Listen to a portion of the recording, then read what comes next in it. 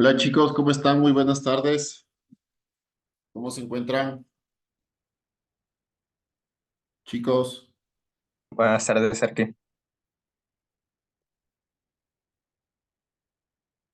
chicos, buenas tardes.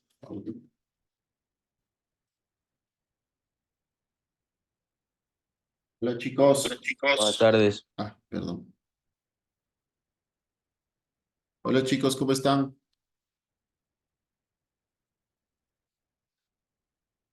Chicos, chicos, Buenas tardes, profe. ¿cómo les va chicos? ¿Qué se cuentan? ¿Qué se cuentan chicos? ¿Cómo están? Todo bien, Todo profe. bien, profe. Todo bien, profe, activo. Chicos, está bien. Bueno, todavía falta gente. Esperemos unos 2 minutos hasta que venga, hasta que llegue la gente. ¿Les parece? Listo, Arqui.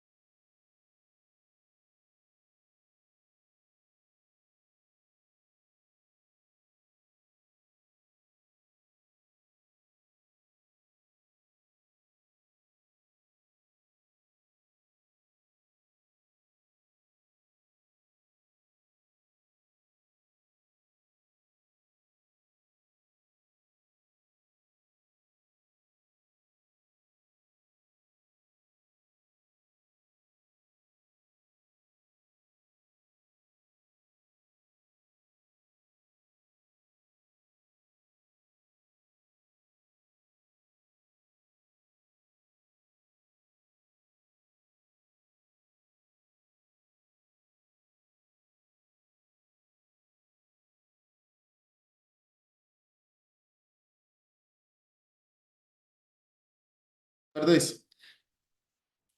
¿Qué se cuentan, chicos? Buenas Chicos. tardes, Arqui. Bueno, ¿cómo están? ¿Cómo se encuentran? Bien, Bien, Arqui. Bueno, me alegro. Hoy, bueno, vamos a seguir viendo lo que es arquitectura neoclásica. A ver, espérense, solo un segundo. Voy a hacerles o a tomarles lista, ¿ya?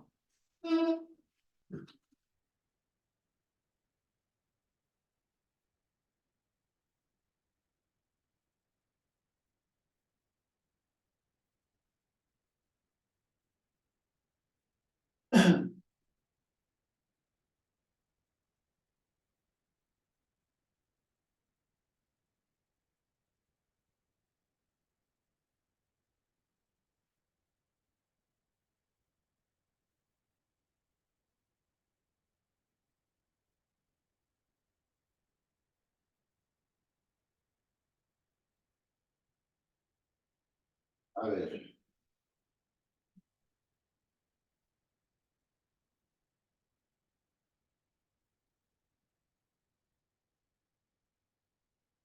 A ver, espérenme solo un segundito.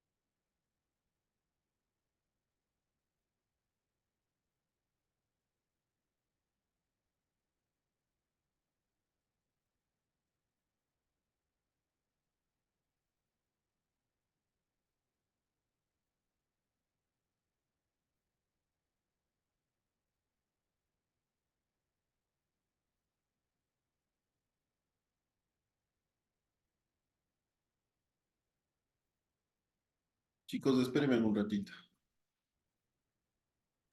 Listo, Arqui.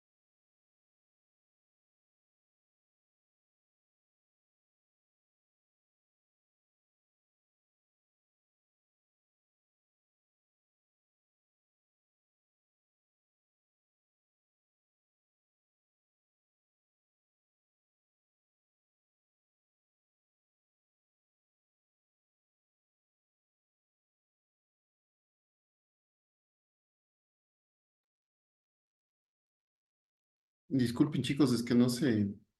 Ya, es que no, me fui a ver la flash en el auto. Bueno, ahora sí empecemos. ¿Están ahí? Chicos, Sí, arquitecto. a ver, empecemos con la lista.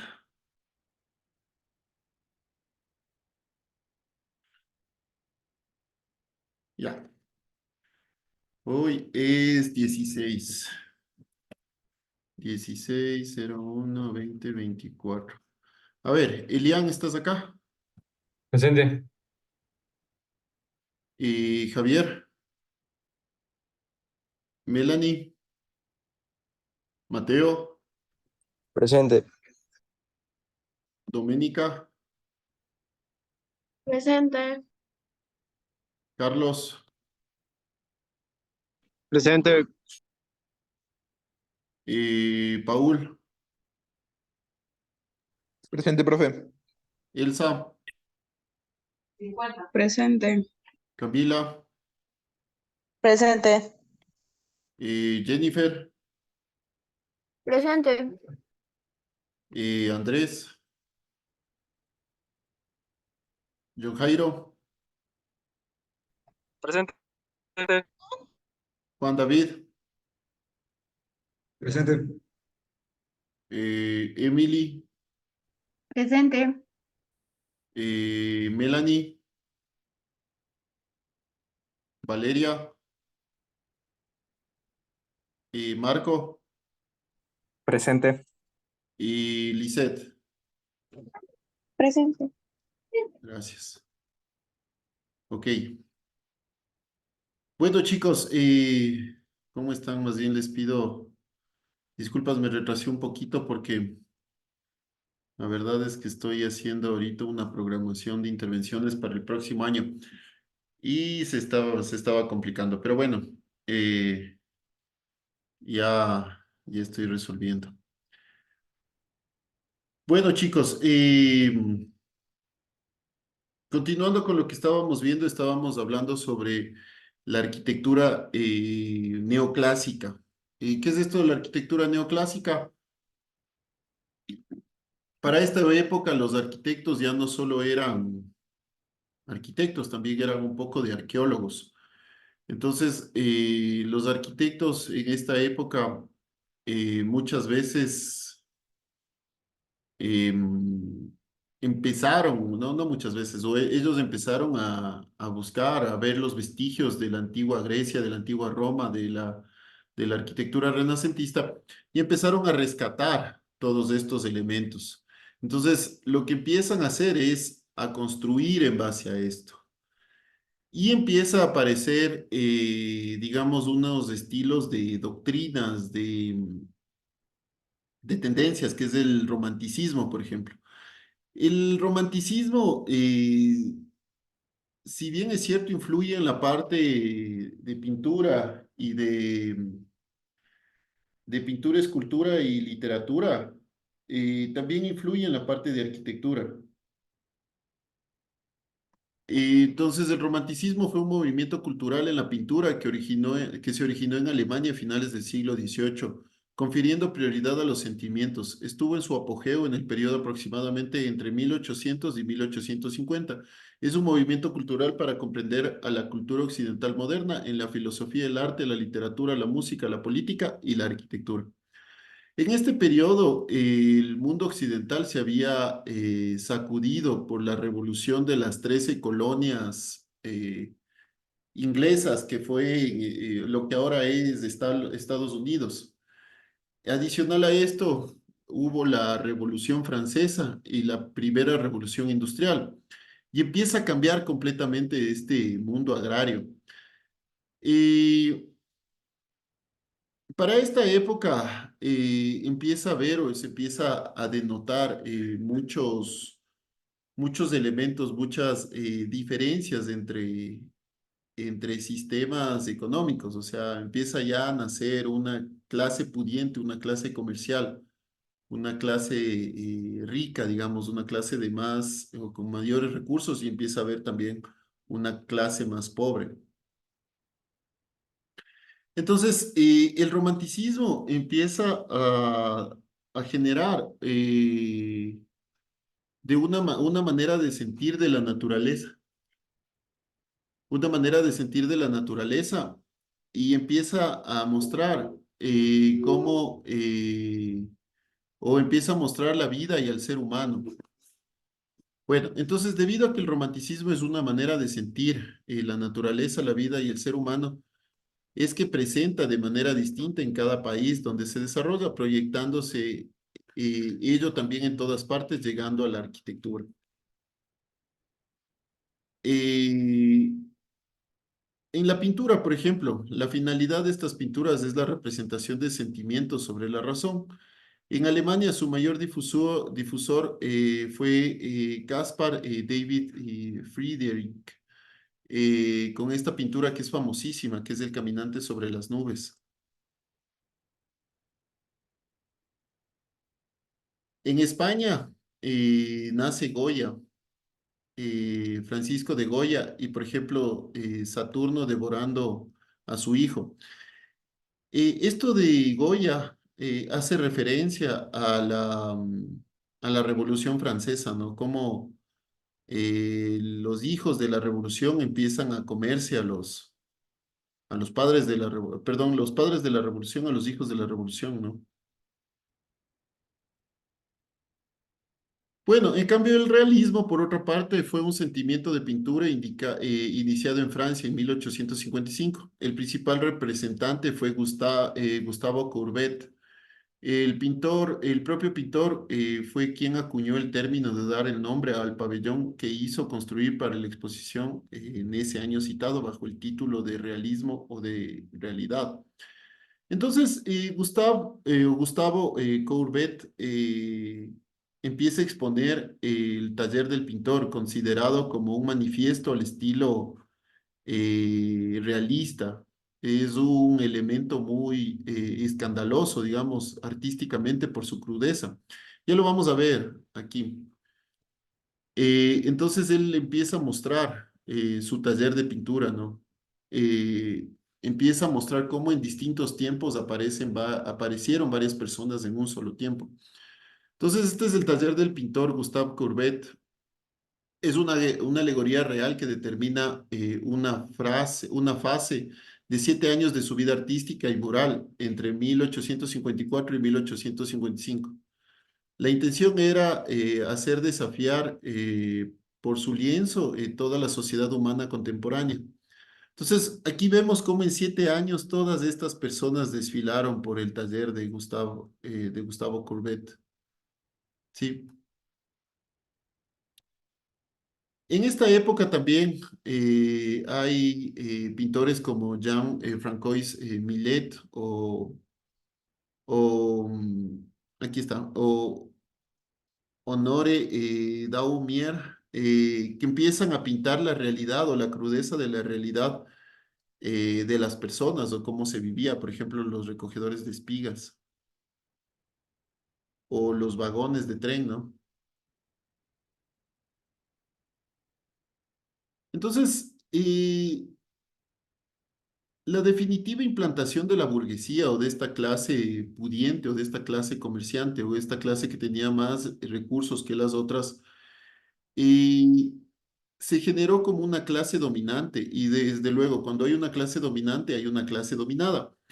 Entonces, los pintores quisieron retratar estas diferencias, digamos, estas diferencias eh, sociales en papel. Por ejemplo, o más bien dicho, se quería despertar una adormecida conciencia social que existía en ese momento. Por ejemplo, los problemas sociales que traía la industrialización o la revolución industrial, el trabajo infantil, el trabajo femenino, las grandes jornadas laborales interminables, la pauperización laboral, las condiciones insalubres, las ciudades industriales, el desarraigo territorial, la migración rural. Entonces, todos estos elementos generaron un desencanto en cuanto a la actitud revolucionaria, digamos. Por ejemplo, en Ecuador sucedió casi que lo mismo. Entonces, aquí decían último día del despotismo y primero de lo mismo, decían acá. Pero bueno, entonces esta clase conservadora o esta clase dominante se empieza a implantar en la Francia de Napoleón y llevó a los artistas a hacer esta queja o este estilo de queja social, que también se dio en muchas partes o muchas formas de arquitectura, de escultura, de literatura, de música. Pues, por ejemplo, este es una desgracia de José Jiménez Aranda en España. Esto es en una obra de construcción que un obrero cae por accidente de un andamio y la gente ayuda como que a verlo, ¿no? Entonces, bueno, en cuanto a arquitectura, la arquitectura neoclásica europea fue un estilo arquitectónico que produjo el movimiento cultural a mediados del siglo XVIII hasta 1850. Italia recreó el modelo del Panteón de Agripa, ubicado en Roma, en un gran número de templos que reproduce el pórtico y volúmenes cilíndricos del Panteón. Entonces, este es el templo de la Gran Madre de Dios en Turín, de 1831, y el templo de Francisco de Paula en Nápoles, de 1831 también. Entonces, en arquitectura tuvo diversas variantes. Un primer grupo que se encuadra en el uso frecuente del templo clásico, los propileos, para dar una utilización de la sociedad civil. Ejemplo en ello son las obras de los alemanes Gotthard y Leo von Kletze. Un segundo grupo llamado los utópicos que que plantearon edificios basados en formas geométricas. Entre ellos se encuentran los franceses Nicolas Ledoux y Louis Boullé.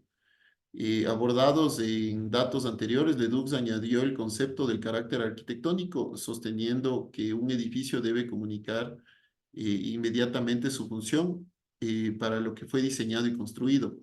Si recordamos, vimos en la clase anterior del día sábado a Ledoux y a Louis Boullé. Y el tercer grupo, denominado la arquitectura pictórica o pintoresca, que a partir de la creación de los jardines ingleses del siglo XVIII, ordenados de forma natural, lejos del geometrismo del jardín francés, se valoraba la combinación de la naturaleza con lo arquitectónico, la inclusión del paisaje natural en algunos edificios, como Horacio Walpole construyó la Stanbury Hill House en las afueras de Londres. William Chambers creó el conjunto pictoresco de los jardines de Quick en Londres y Robert Adam Hostale Park en Londres. Entonces, por ejemplo, aquí vamos a ver en Alemania el perfil de los propileos. Los propileos son entradas monumentales con columnas a un edificio o recinto cerrado de Atenas, que sirvió para diversos diseños en Alemania. Esta es la famosa Puerta de Brandenburgo en Berlín, o el Museo Antiguo de Berlín. Esta es la Glyptoteca de Alemania. Entonces aquí vemos, por ejemplo, los estilos muy renacentistas, por así decirlo, ¿no? Muy de Palladio. Palladio era el que hacía este frontón gigante y ponía tres elementos monumentales. Palladio cogió esto de Miguel Ángel. Entonces aquí ponía también 8 columnas gigantes y de adentro se generaba un gran atrio o un pórtico. Estos son el segundo grupo, el tercer grupo, Stanley Park en Londres, de Inglaterra, con Robert Adam y la casa Osterley, que es una arquitectura más naturalista, que es una arquitectura más vinculada hacia el paisaje. En España, la situación en el trono de España de la dinastía de los Habsburgo por la de los Borbones de ascendencia francesa con la llegada de Felipe V fue un factor determinante para la entrada de las corrientes artísticas extranjeras y se produjera el cambio de gustos en las artes españolas. Los artistas llamados a España para trabajar en los palacios reales fueron franceses e italianos principalmente, trayendo las manifestaciones artísticas del clasicismo. Entre 1734 y 1733 llegaron los italianos Felipe y Giovanni Battista Sanchetti. Entonces aquí, por ejemplo, vemos la Real Academia de San Fernando en Madrid. Entonces en España fueron los reyes los que sustentaron esta renovación artística sirviéndose de una institución que es la Real Academia de las Bellas Artes de San Fernando, fundada en Madrid, que promueve justo el control sobre las artes y poco a poco se instaura esta arquitectura neoclásica en España. Entonces, con la llegada al trono de España de Carlos III en 1760, la función dirigente del rey y la academia se manifestó de forma más clara. El nuevo monarca había apoyado en Nápoles las excavaciones de las ciudades del Heráculo y Pompeya, haciendo conocido su entusiasmo por la arquitectura, su interés por el pasado clásico y su apoyo a la edición de las antigüedades del Herculano. Entonces, en urbanismo, ¿qué sucede? Desde un proyecto ilustrado, la arquitectura no debe limitarse a diseñar y construir individualmente, sino que ella era parte de un todo que tenía la misión de conseguir un marco adecuado para la vida de los ciudadanos. Así, las ciudades debían mejorar sus servicios de alcantarillado, acometidas de agua, calles con iluminación y empedrado, hospitales, jardines, cementerios, caminos para comunicar con facilidad a las diferentes zonas y agilizar así el comercio y la industria. Es decir, en España o bueno, en todos estos países de Europa, ya se empieza a instaurar la ciudad industrial, entonces necesita la ciudad industrial, genera conexiones, tiene que empezar a generar recorridos. Entonces se empieza a instaurar elementos ya urbanos realmente, o sea, empiezan a instaurarse caminos, hospitales, jardines, espacios públicos, piletas, comercio.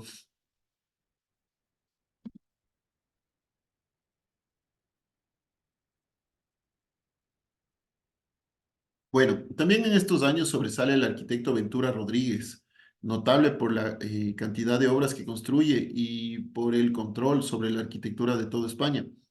Ejerció desde la Academia y desde el Consejo de Castilla.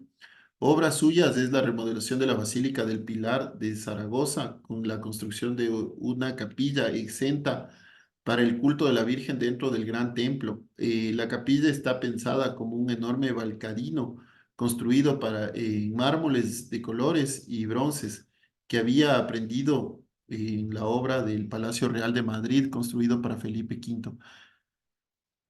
Eh, este es Ventura Rodríguez, ¿no? El arquitecto Don Ventura Rodríguez.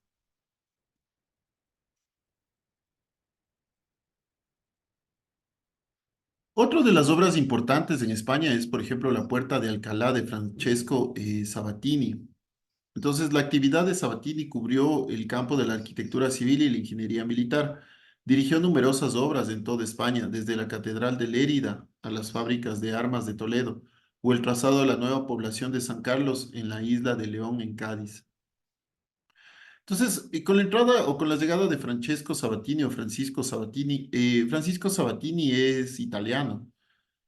Él nace en Nápoles o llega desde Nápoles hacia España con la misión de atender políticamente la reforma del rey en el campo de la arquitectura. Y bueno, lastimosamente Ventura Rodríguez se vio como que un poco relegado y Sabatini empieza a coger todas esas obras o a traer todos esos comitentes o esos clientes como para terminarlos. Por ejemplo, es así que el Museo de la Reina Sofía, iniciado por Rodríguez, termina construyendo Sabatini.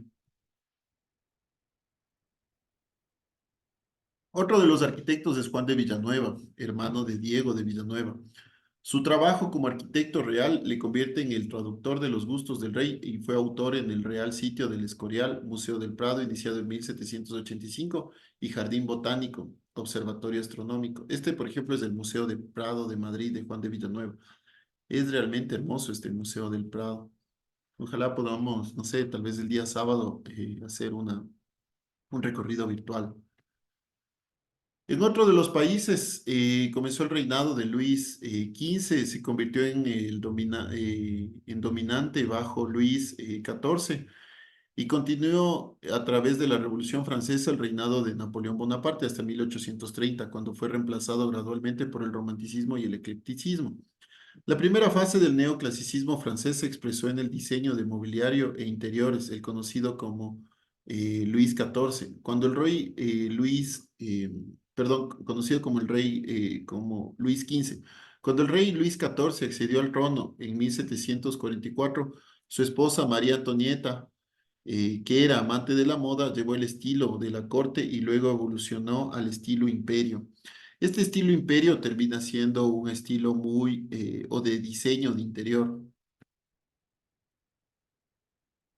Entonces, los principales representantes del neoclasicismo arquitectónico francés hasta la víspera de la Revolución fueron cuatro, que era Jacques Gabriel, Jacques Germain Soufflot, Claude Nicolas Ledoux y Louis Bouillet. Sobre todo los dos últimos, Louis Bouillet con el cenotafio de Newton y Nicolas Ledoux con la fábrica de Salina Real. Aquí también tenemos, por ejemplo, de Jacques Germain Soufflot con el pequeño Trianon y Ange Jacques Gabriel con el pequeño Trianon y Jacques Germain Soufflot con el Panteón de París. Entonces, ¿qué es esto del estilo imperio? El estilo imperio fue utilizado tanto en las edificaciones como en la decoración de interiores, mobiliario y moda, que se inserta en el neoclasicismo tardío. Toma su nombre del periodo de gobierno de Napoleón en Francia, conocido como el primer imperio francés, entre 1804 y 1815. Comprendía gran parte de Europa. A pesar de su nombre, el estilo se desarrolla antes de la proclamación del imperio en 1804, teniendo su punto de origen en las campañas militares napoleónicas de Italia en 1797 y en Egipto en 1798. Por ejemplo, del estilo imperio, el estilo se expresó en la redecoración de las residencias imperiales como las Tullerías. Este término de las Tullerías significa las tejas, lugar donde era una fábrica de tejas y ahí se construyó el palacio del monarca francés. Por ejemplo, otro es el Arco del Triunfo de París. Nosotros aquí en Quito tenemos uno bastante similar que queda en el Parque Elegido. Bueno, después de la caída de Napoleón, el estilo fue adoptado por otros países deseosos de emular la gloria imperial napoleónica. En Rusia imperial fue utilizado para celebrar la victoria sobre Napoleón en estructuras monumentales como la Catedral de Cannes, la Columna de Alejandro, la Plaza del Palacio de la Puerta de Narva, la construcción del nuevo Hermitage. En Londres, en el reinado de Jorge IV, se encargaron grandes proyectos urbanísticos como Regent Street, Regent's Park, la decoración de los palacios reales de Carl House, de Buckingham House, la obra de John Nash. En dicho país, el estilo imperio adoptó el nombre de estilo regencia. En Alemania, el estilo imperio fue conocido como el estilo Biedermeier, Biedermeier, perdón. En Italia, el estilo sobrevivió mucho más que el del resto de Europa debido a sus asociaciones con el Imperio Romano y también porque fue establecido como estilo nacional arquitectónico después de su unificación en 1870. El crítico Mario Prats se refirió a este estilo como el imperio italiano. Entonces, este es el estilo imperio.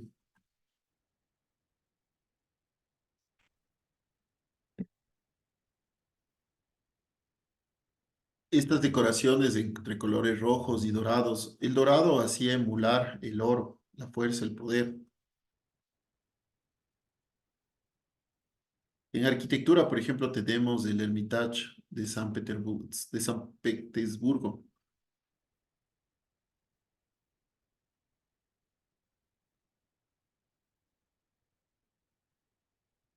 Bueno, chicos, eso es lo que les había preparado para hoy. No era una clase muy larga.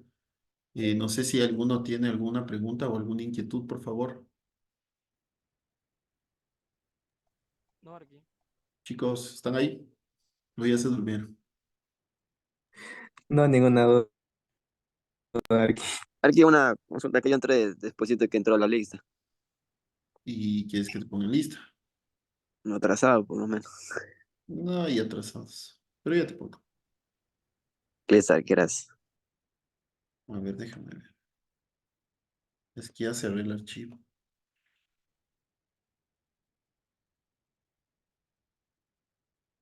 Ya. ¿Con quién tenía el gusto?